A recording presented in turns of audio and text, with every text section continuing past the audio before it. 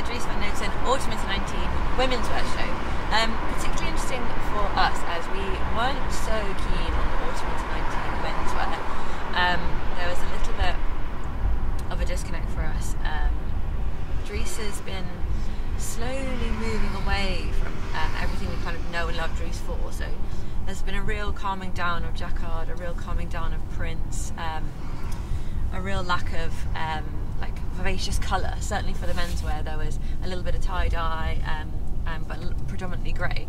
And so when the womenswear show started, it was a lot of tailoring and grey, and they had the puffer stoles that we saw in the menswear kind of laid over their arms, and I was like, oh no, are we going to have another situation where it's super grey and super pinstripey and am I going to be disappointed again? But actually some colour started to flow in, and lovely lilacs and oranges, and Dries has a way with colour, and these felt almost really 90s to me. Some of the silhouettes, there was a sequined orange cropped jumper atop kind of a lilac skirt, and the orange and the lilac together made me think really kind of 90s. I just have images of kind of kids shows of women wearing those colour palettes together. Some real lovely structural silhouettes as well, so long flowing coats but with large puffer stoles, or large long line puffers, and the styling of this was really interesting as well. Lots of models kind of schlumping them over the corner of their shoulder, or gathering a coat over their arm, and they didn't look in a rush. They just kind of looked a bit like, oh, not today, like, oh, a bit of a, like, I can't really be bothered. And there was a certain like a morose to the collection. Felt a little bit sad, a little bit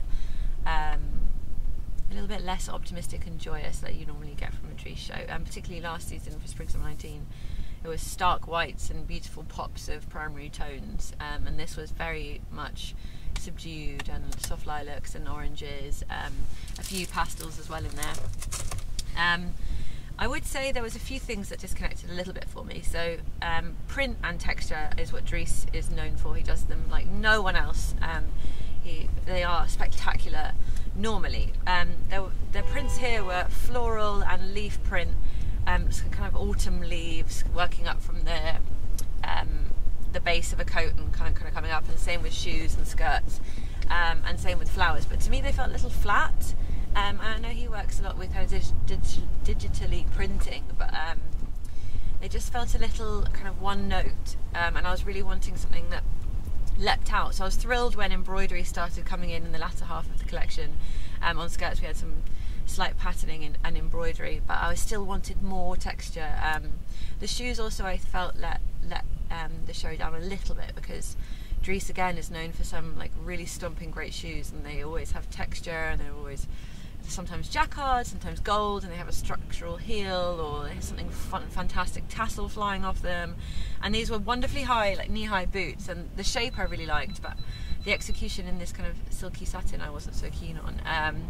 However, there was a few later on that had a slight florally peachy tone to them. I was like, oh, this feels like old Dries, I'm very excited. So a little bit of a mix. I wasn't entirely sure when I saw the first half of the collection, but actually by the time the finale came out, I really enjoyed it. I still think there's some key pieces missing. I'm really missing a lot of texture. There was organza as well on some puffers, which was really successful, but I am really missing texture and embroidery, and just Dries doing what he does so well. There's just a little bit of that missing for me. I think you're being harsh. Am I? I think you're being a bit harsh. But then I come from it as I love Dries, but I'm not an avid follower of Dries, so yeah. I'm not looking out for those tropes. Yeah. And I do, even in my time of coming to shows, I have realised the change. But I thought we got that the kind of depth. I mean, there were embroideries. They were very, very glamorous embroideries for him, I'd say. And it's some things not, some things felt even close to what Eddie's doing. It's Celine with those huge fans off to the side, and then all embroidered in gold. I thought they were quite nighttime for him. Yeah.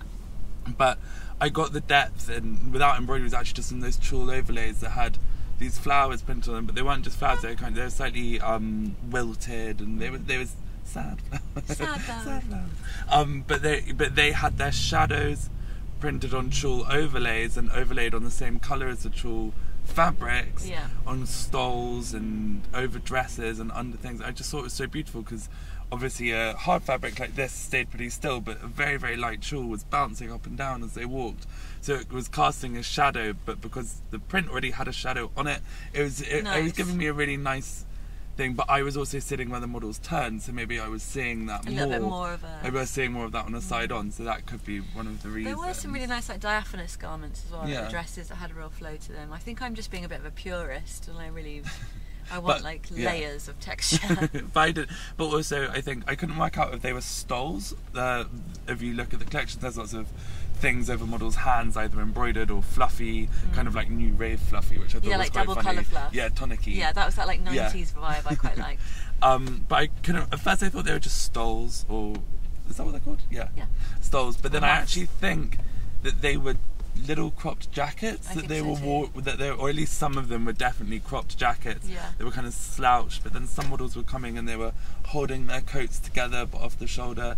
I didn't feel that it was so nonchalant. I thought it was a woman who was quite worried and quite protective of herself. Actually, that's especially true. when you have this padded suiting and all of this stuff. It felt like a woman who was who needed fluff to be warm and padding to be warm, and she was going out to battle the elements. And actually the closing song was kind of crying over you and like lonely in myself. So I guess she's battle her emotions more than battling her emotions, and kind of a bit like, oh god, I'm heartbroken, so I'm not going to pull that over my shoulder. Like fuck it, who cares? I really like the narrative, and I like the woman. I like the woman that this collection kind of represents. I really like who this is and who she is, and the whole backstory of that you're kind of getting off these clothes and the music and the colorways. But I just feel like I want I'm just being greedy. I want like a little bit more of the wonderful Dries print and the wonderful texture. I think maybe me being one step further away from the brand might help. Yeah. Like maybe, I mean, not, but you know, he's been bought, so he's suddenly got to appeal to a much larger audience. And actually, the cynic in me was like, oh well, you're kind of ticking a lot of boxes, like lucite heels, very trendy, like puffer, very trendy, like 90s kind of referencing, very trendy. But then I was like, take that away, don't be so judgmental. So I think a beautiful collection, no doubt about that. But I am missing a little bit of that Dries panache, let's just say, but a wonderful collection nonetheless. Thank you guys very much for watching our Dries Van Noten review. Lots more to come very, very soon. We have oodles and oodles of live reviews coming in hot, so make sure you're subscribed so you don't miss any of them. See you guys soon.